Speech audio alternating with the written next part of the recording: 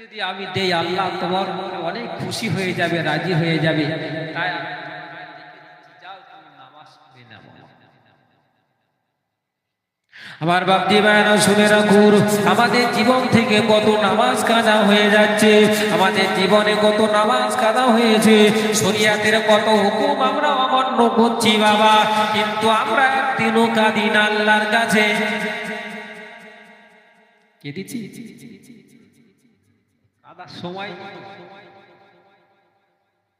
কাদার সময় আমাদের নেই।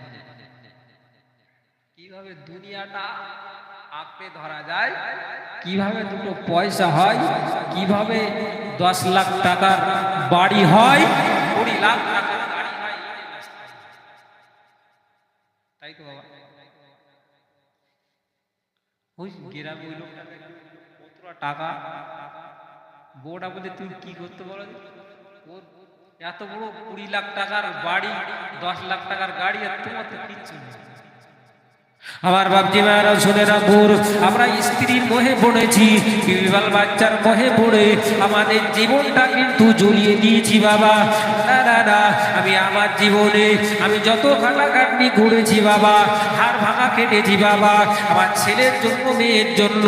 আমার ছেলেটা সুখে থাকবে কিভাবে, আমার মেয়েটা কিভাবে সুখে থাকবে, আমার স্ত্রীটা কিভাবে সুখে থাকবে, আমার 20 লাখ টাকার বাড়ি হবে আর 20 লাখ টাকার গাড়ি থাকবে, আমার মাঠে 20 বিঘে জমি থাকবে। এর জন্য আমরা রাতের রাত মনে করিনি, আর দিনের দিন মনে করিনি, আমরা সারা জীবন কেটে গিয়েছি বাবা। কিন্তু না না না, আপনি যখন মারা যাবেন বাবা, ওই ছেলে কিন্তু আপনার দেখবে না।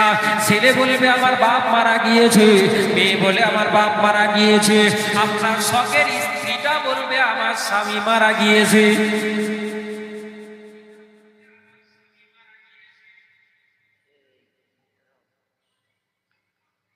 ওই মোজাইক করা ঘর,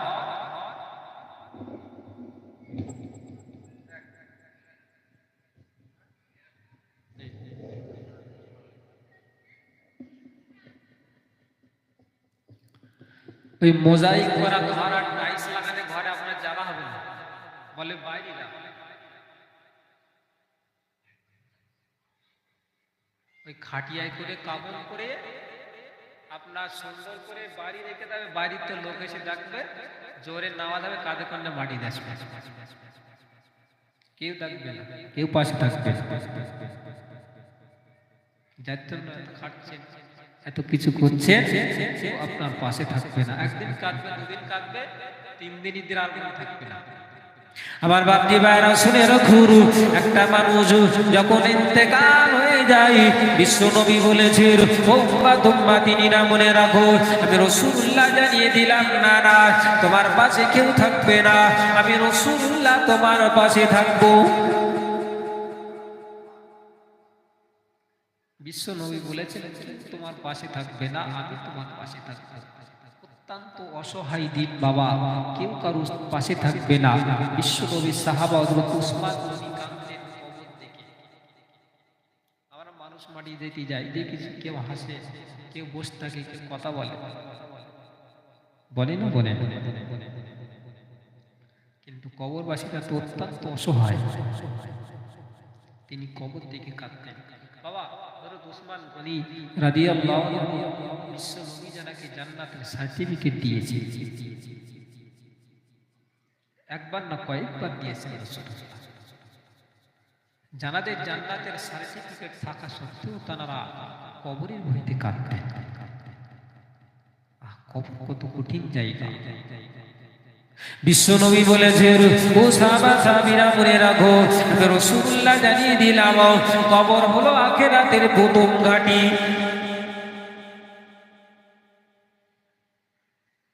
কবর আখিরাতের প্রথম ঘাঁটি।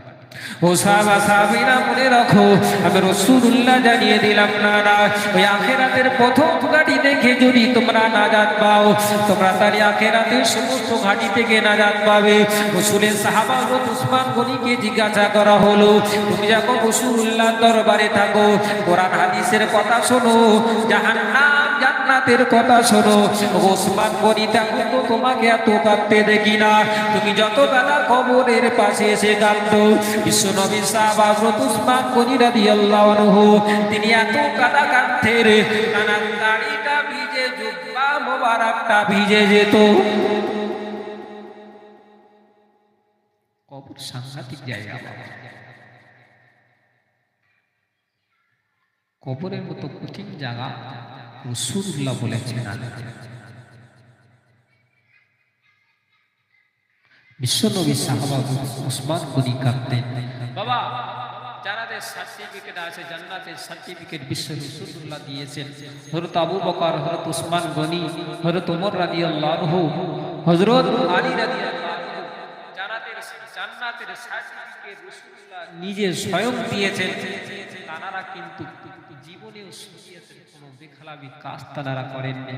তাদের জীবন থেকে এক ওয়াক্তের নামাজও কাজা নেই। বাবা আমাদের জান্নাতের সার্টিফিকেট নেই, আমরা বলি আমরা বিশ্ব নবী সাল্লাল্লাহু আলাইহি ওয়াসাল্লামের উম্মত, আখেরি নবীর উম্মত, আল্লাহ আমাদের একদিন না একদিন জান্নাতে দেবে, এটা আমার আশাবাদী, আমার আশা রেখেছি। আমার বাপজি ভাইরা শুনে রাখুন, অবশ্যই আশা করতে হবে, আশার সাথে সাথে কিন্তু কাজও করতে হবে। আশাবাদী কিন্তু আশার সাথে কাজ করতে হবে। আমার বাপজি ভাইরা শুনে রাখুন, মহান আল্লাহ বলেছেন, লা তাকনাতু মির রাহমাতিল্লাহ, ও বান্দা বান্দি তোমরা আমার রহমত থেকে নিরাশ হয়ে যেও না। তোমরা যদি আসমান থেকে নিয়ে জমিন পর্যন্ত গুনাহ করো, সমুদ্রের ফেনা পরিমাণ যদি গুনাহ করো, ও বান্দা বান্দি তোমরা আমার রহমত থেকে নিরাশ হয়ে যেও না। হয়তো শয়তান তোমাদের বলবে, না না তুই যা জীবনে গুনাহ করেছিস এ গুনাহ আল্লাহ মাফ করবেন না, কিন্তু না, মহান আল্লাহ বলেছেন, ও বান্দা বান্দি তুই তোর জীবনে যত গুনাহ করিস না কেন আমার রহমত থেকে তুই নিরাশ হয়ে যাবি না, আমার কাছে তওবা করবি, আমি আল্লাহ পাক রব্বুল আলামিন তামাম জীবনের জিন্দেগির গুনাহ মুহূর্তের ভিতরে মাফ করে দেব। আমার বাপজি ভাইরা শুনে রাখুন, মহান আল্লাহ পাক রব্বুল আলামিন পবিত্র কালামুল্লাহ শরীফে বলেছেন, ইয়া আইয়ুহাল্লাযীনা আমানু তুবু ইলাল্লাহি তাওবাতান নাসুহা। ও বান্দা বান্দি শুনে রাখো, তুমি জীবনে যত গুনাহ করেছো আমি আল্লাহ পাক রব্বুল আলামিন আমার দরবারে তোমরা তাওবাতান নাসুহা করো, এমন তওবা তোমরা করবে তুমি জানো তোমার জীবন থেকে ওই গুনাহটা এবার বাদ দিতে পারো। আর রব্বুল আলামিন আল্লাহ আমি জীবনে জেনা করেছি, আল্লাহ জীবনে মদ খেয়েছি, আল্লাহ আল্লাহ পরের জিনিসে আত্মসাৎ করেছি, আল্লাহ রব্বুল আলামিন আল্লাহ না আমি সমস্ত গুনাহ থেকে আপনার দরবারে তওবা করছি। মহান আল্লাহ পাক রব্বুল আলামিন বলেন, ও বান্দা বান্দি শুনে রাখো, আমি আল্লাহ পাক রব্বুল আলামিন তোর গুনাহকে আমি আল্লাহ মাফ করে দিয়ে থাকি, আর তুই যত পরিমাণ গুনাহ করেছি এই গুনাহর পরিমাণে আমি আল্লাহ তোর আমলনামায় নেকি লিখে দিয়ে থাকি। আল্লাহ বলেছেন, বান্দা তুই একটা গুনাহ করবি, আমি ফেরেশতাদের বলবো একটা গুনাহ লিখতে, আর যদি তুই একটা নেকি করার নিয়ত করিস, এখনো করিস নি, আমি আল্লাহ 10টা লিখে দিতে বলবো, আর যদি করিস আরো 10টা লিখে দিতে বলবো। আই বান্দা বান্দি শুনে রাখো, আমি আল্লাহ পাক রব্বুল আলামিন জানিয়ে দিলাম, না না তোরা আমার রহমত থেকে নিরাশ হয়ে যাবি না। ও বান্দা ও বান্দি মনে রাখো, আমি আল্লাহ পাক রব্বুল আলামিন তোদের বড় আশা নিয়ে তৈরি করেছি, তোদের বড় সব করে আমি আল্লাহ তৈরি করেছি। ও বান্দা বান্দি মনে রাখো, আমি আল্লাহ পাক রব্বুল আলামিন আল্লাহ তাআলা তোদের সব করে তৈরি করেছি, আর তোদের জন্য আমি আল্লাহ জান্নাত বানিয়েছি। আমার বাপজি ভাইরা শুনে রাখুন, আমি যে জায়গাটা অবস্থা ছেড়ে দিয়েছি বাবা, আমি সেই জায়গায় চলে যাব। হযরত ওমর রাদিয়াল্লাহু আনহু বিশ্ব নবীর দরবারে মাথা নিচু করে বসে আছেন। আমি বলেছি কোরআন হলো মানুষের হিদায়াতের জন্য আল্লাহ পাঠিয়েছে। কোরআনের দরবারে হযরত ওমর রাদিয়াল্লাহু আনহু কোরআনের কথা শুনলেন, তিনি বিশ্ব নবীর দরবারে চলে গেলেন। রাসূলের কাছে গিয়ে মাথা নত করে বসলেন। বিশ্ব নবী সাল্লাল্লাহু আলাইহি সাল্লামকে সাহাবারা বললেন, ইয়া রাসূলুল্লাহ, হাবিবাল্লাহ, হুজুর আপনি কি বলবেন বলুন, আপনি যেটা বলবেন আমরা সেটা করতে রাজি আছি। আপনি যদি বলেন যুদ্ধ করতে হবে আমরা যুদ্ধ করব, আপনি যদি বলেন আমাদের জান দিতে হবে আমরা জান দিয়ে দেব, আপনি যদি বলেন আমাদের বিবি বাল বাচ্চা আত্মীয় স্বজনকে সব আপনার পায়ে কুরবান করে দেবো বলুন। বসে আছেন রাসূলুল্লাহ দরবারে মাথা নিচু। বিশ্ব নবী ওমরকে ডেকে বললেন, ও বাবা ওমর, তুমি তো তোমার মনের কথাটা বলছো না বাবা, কি ব্যাপার বলো। রাসূলের সাহাবা ওমর রাদিয়াল্লাহু আনহু তিনি বললেন, ইয়া রাসূলুল্লাহ, হাবিবাল্লাহ, হুজুর আমি সেই মক্কার আবু জেহেলের কাছে কথা দিয়েছিলাম আমি আপনার মাথা নিতে এসেছিলাম, কিন্তু না না ইয়া রাসূলুল্লাহ, হাবিবাল্লাহ, হুজুর আমি আজকে আমার মাথাটা আপনার পায়ে কুরবান করে দিলাম।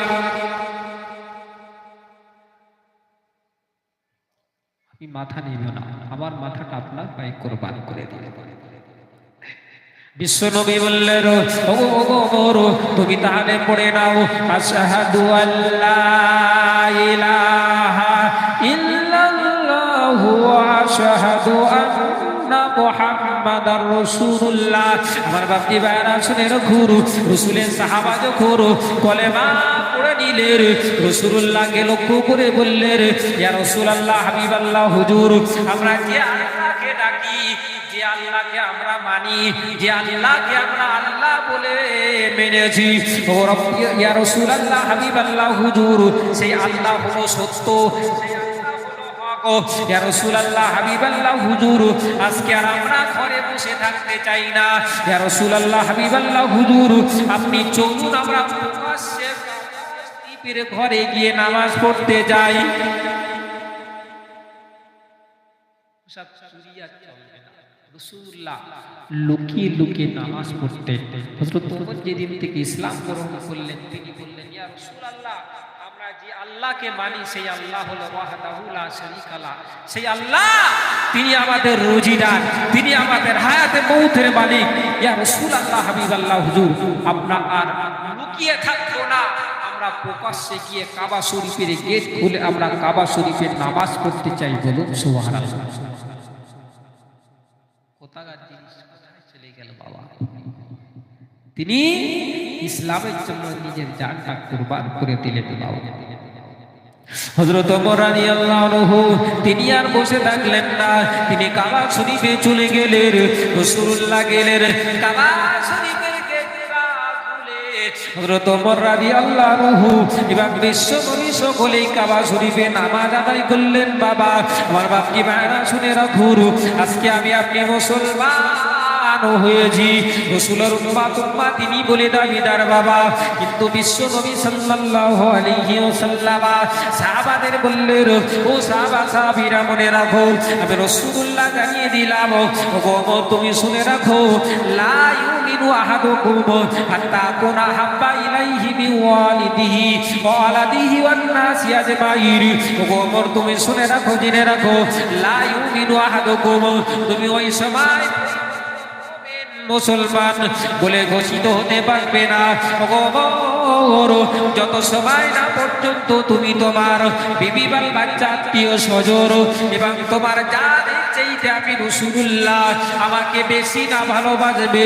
বিশ্বনবী সাহাবা বললেন, ইয়া রাসূলুল্লাহ, ইয়া হাবিবাল্লাহ, হুজুর আমি আমার বিবি বাল বাচ্চা আত্মীয় স্বজন আমার মালের চাইতে আমি আপনাকে বেশি ভালোবাসি। আমার বিবি বাল বাচ্চা আর সন্তান আদি ধন সম্পদ চাইতে আমি আপনাকে বেশি ভালোবাসি। বিশ্ব নবী বললেন, ও ভালোবাসা পূর্ণ হলো না, ও ভালোবাসা পূর্ণ হলো না। রাসূলের দরবারে সব নিজের জান মাল সব কুরবান করে দিয়েছেন। বিশ্ব নবীর সাহাবা হযরত ওমর রাদিয়াল্লাহু আনহু বললেন, ওমর ভালোবাসা পূর্ণ হলো না। বিশ্ব নবী সাহাবা হযরত ওমর বললেন, ইয়া রাসূলুল্লাহ, হাবিবাল্লাহ, আমি আমার জানটা আপনার দরবারে কুরবানি করে দিলাম। বলুন সুবহানাল্লাহ। বিশ্ব নবী বলেছিলেন, ওমর, আমি যখন ইন্তেকাল হয়ে যাব, ইন্তেকাল হয়ে যাওয়ার পরে ইসলামের তলোয়ারটাকে ভেঙে দেওয়া হবে। ওমর রাদিয়াল্লাহু আনহু তিনি বিচক্ষণ মানুষ ছিলেন, তিনি বললেন, ইয়া রাসূলুল্লাহ, হাবিবাল্লাহ, হুজুর, ইসলামের তলোয়ারটা ভেঙে যাবে না, ভেঙে দেওয়া হবে। রাসূলুল্লাহ বললেন, ইসলামের তলোয়ারকে ভেঙে দেওয়া হবে। ইসলামের তলোয়ার ভেঙে দেওয়া হবে। হযরত ওমর রাদিয়াল্লাহু আনহু তিনি ফজরের নামাজ পড়ছিলেন। আবু লুলু বলে একজন মুনাফিক তার পেটে কি মেরেছিলেন? খঞ্জর মেরেছিলেন। তার ভুঁড়িটা, নাড়ি ভুঁড়িটা বাইর হয়ে এসেছিল। আমার বাপজি ভাইরা শুনে রাখুন, ওনার পেটে যখন তলোয়ার মারা হলো বাবা, তখন ফজরের এক রাকাত নামাজ হয়েছে। এক রাকাত নামাজ হয়েছে, আর এক রাকাত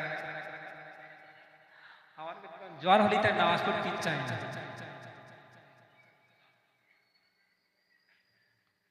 ওনার ভুঁড়ি বাইর হয়ে গেছে। হযরত আব্দুর রহমান ইবনে আওফকে লক্ষ্য করে বললেন, ওগো রাসূলের সাহাবা, শোনো শোনো, আমি ওমর রাদিয়াল্লাহু আনহু বলছি, আমার ভুঁড়িটা বাইর হয়ে গেল, কিন্তু তোমরা ফজরের নামাজটা আদায় করে নাও। 2 রাকাত যখন আদায় হয়ে গেল, হযরত ওমর রাদিয়াল্লাহু আনহুকে নিয়ে মসজিদে নববী থেকে বাইর করে নেওয়া হলো। আমার বাপজি ভাইরা শুনে রাখুন, আবু লুলু বলে যে ব্যক্তি মুনাফিকটা, তারা এমন ভাবে তলোয়ার মারলো, তার ভুঁড়িটা বাইর হয়ে আসলো বাবা।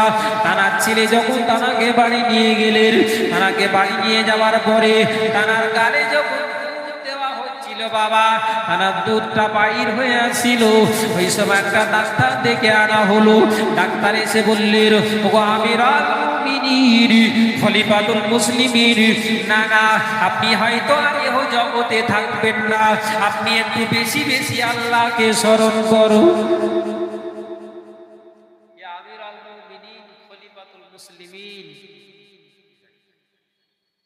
আপনি আর হয়তো বাঁচবেন না বাবা। জানার ভুঁড়ি কেটে ফাল হয়ে গেছে, ভুঁড়ি বাইর হয়েছে, সে মানুষটা কি আর তিনি আমিরুল মুমিনিন, খলিফাতুল মুসলিমিন, তিনি আর হাতে থাকবেন? তাহলে রাসূলুল্লাহকে জিজ্ঞাসা করেছিলেন, হাবিব, ইসলামের তলোয়ার ভেঙে যাবে না, ভেঙে দেওয়া হবে? আমার বাপজি ভাইরা শুনে রাখুন, তিনি তার সব কিছুকে বিসর্জন দিয়েছেন, শেষে তিনি তার জীবনটাকে বিসর্জন দিলেন। বিশ্বনবী সাহাবা হযরত ওমর রাদিয়াল্লাহু আনহু ওই সময় তার ছেলে আব্দুল্লাহকে লক্ষ্য করে বললেন, ওগো আব্দুল্লাহ, আমি তো ইন্তেকাল হয়ে যাব, তুমি একটু আম্মা জান আয়েশার কাছে যাও।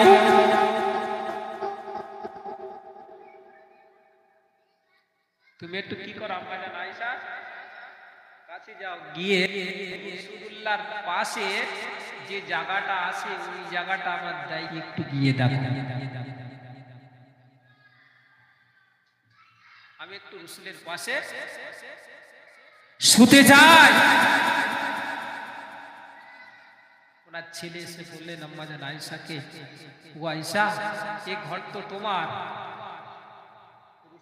যেখানে শুয়ে আছেন আমার আব্বা বলেছেন তুমি যদি ওই জায়গাটা একটু দান করে দাও, তাহলে আমার আব্বা আব্দুল্লাহ একটু বিশ্ব নবীর পাশে শুতে রাজি আছে।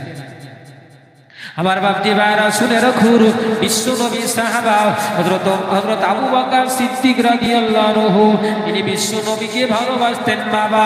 তিনি ইন্তেকাল কাল হয়ে যাওয়ার পূর্ব মুহূর্তে সাহাবাদেরকে লক্ষ্য করে বললেন, ওগো রাসূলের সাহাবারা শোনো, আমি আবু বকর রাসূলুল্লাহকে ভালোবাসি, আমি রাসূলুল্লাহকে মহব্বত করি। আমি যখন ইন্তেকাল হয়ে যাব, ওগো রাসূলের সাহাবারা শুনে রাখো, তোমরা আমার লাশটাকে গোসল দিয়ে দেবে। গোসল দিয়ে দেওয়ার পরে আমার লাশটাকে কাফন পরিয়ে নেবে। কাফন পরিয়ে নেবার পরে আমার লাশটা খাটিয়ায় করে রাসূলুল্লাহর দরবারে নিয়ে যাবে। আবু বকর বলছেন, আমার লাশটা গোসল দিয়ে কাফন পরিয়ে রাসূলের দরবারে নিয়ে যাবে। রাসূলুল্লাহ দরবারে নিয়ে গিয়ে বলবে, ইয়া রাসূলুল্লাহ, হাবিবাল্লাহ, হুজুর, আপনার হীরা গোয়ার সাথী, আপনার বাল্যকালের সাথী হযরত আবু বকর আপনার দরবারে আনা হয়েছে। ইয়া রাসূলুল্লাহ, হাবিবাল্লাহ, হুজুর, আপনার দরবারে আপনার বন্ধুকে আনা হয়েছে। বিশ্বনবীর সাহাবা হযরত আবু বকর সিদ্দিক বললেন, ও রাসূলের সাহাবারা শুনে রাখো, তোমরা যদি আমার লাশটা নিয়ে যাবে, রাসূলুল্লাহ দরবারে বলবে, ওখান থেকে যদি আওয়াজ হয় তাহলে আমার লাশটা বিশ্বনবীর পাশে দাফন করে দেবে, আর যদি আওয়াজ না হয় তাহলে আমার লাশটাকে নিয়ে জান্নাতুল বাকির কোনো এক জায়গায় দাফন করে দেবে। আমার বাপজি ভাইরা শুনে রাখুন, বিশ্বনবী সাহাবাকে যখন রাসূলুল্লাহ দরবারে নিয়ে যাওয়া হলো, রাসূলুল্লাহ দরবারে নিয়ে গিয়ে যখন বলা হলো, ইয়া রাসূলুল্লাহ, হাবিবাল্লাহ, হুজুর, আপনার হীরা গোয়ার সাথী, বাল্যকালের সাথী আবু বকরকে আপনার দরবারে আনা হলো। ওই সময় যখন তিনবার বলা হলো বাবা, তিনবারের মাথায় আওয়াজ হলো, উদখুলুল হাবিবি ইলাল হাবিবি, বন্ধুকে বন্ধুর পাশে দাফন করিয়ে দাও। বলুন সুবহানাল্লাহ।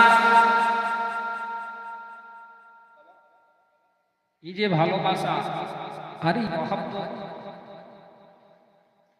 বিশ্ব নবীর কবর মোবারকতে আওয়াজ হলো, উদখুলুল হাবিবি ইলাল হাবিব, বন্ধুকে বন্ধুর পাশে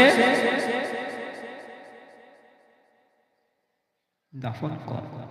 বাবা, এমন বন্ধু করতে হবে, সে বন্ধু যেন কি দুনিয়া থেকে নিয়ে জান্নাত পর্যন্ত নিয়ে যেতে। আমার বাপজি ভাইরা শুনে রাখুন, হযরত ওমর রাদিয়াল্লাহু আনহু সেরে গিয়ে যখন বলল, ও আম্মা জান আয়েশা, আপনার কাছে আপনাকে পাঠিয়েছেন, আপনি যদি একটু অনুমতি দেন, আমার আব্বা হযরত ওমর রাদিয়াল্লাহু আনহু বিশ্ব নবীর দরবারে, বিশ্ব রাসূলুল্লাহ দরবারে একটু শুতে যান। হযরত আম্মা জান আয়েশা সিদ্দিকা রাদিয়াল্লাহু আনহু অনুমতি দিলেন, ও আব্দুল্লাহ, যাও যাও, তোমার আব্বাকে রাসূলুল্লাহর পাশে শয়ন করিয়ে দাও।